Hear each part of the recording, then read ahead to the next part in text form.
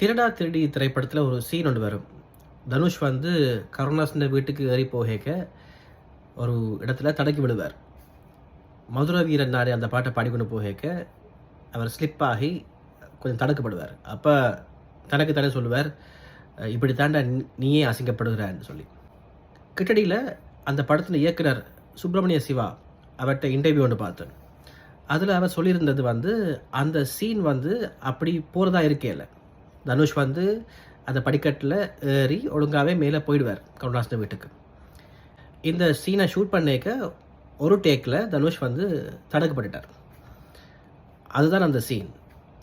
அதுக்கு பிறகு அவர் ஒழுங்காக ஏறி போகிற மாதிரி சீன் எடுத்தாச்சுது. பிறகு எடிட்டிங் டேபிளில் இயக்குனர் அந்த சீனை பார்க்கும் பொழுது இந்த தடுக்கப்படுற சீன் வந்து நல்லா இருந்திருக்குது. அப்போ அதை இன்க்ளூட் பண்ணி அந்த டப்பிங்கில் தான் வச்சு தனுஷ் வந்து அதுக்கு மேலே வாய்ஸாக சொல்லியிருப்பார். இதில் நான் உங்களுக்கு என்ன சொல்ல வரேன்னா, எங்களோட வாழ்க்கையிலையும் நாங்கள் எல்லா விஷயங்களையும் பர்ஃபெக்டாக செய்ய முடியாது.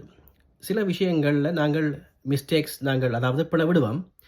ஆனால் அது எங்களுடைய வாழ்க்கைன்ற ஓவரால் பிக்சரில் பார்க்கும்போது மிக அழகாக இருக்கும்.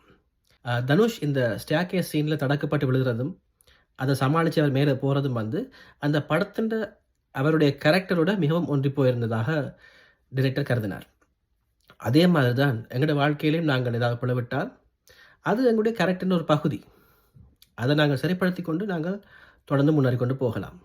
இந்த சிறிய பிழையானது எங்களுடைய அந்த வாழ்க்கையை மிகவும் அழகாக்கக்கூடிய வாய்ப்பாகவும் இருக்கும்.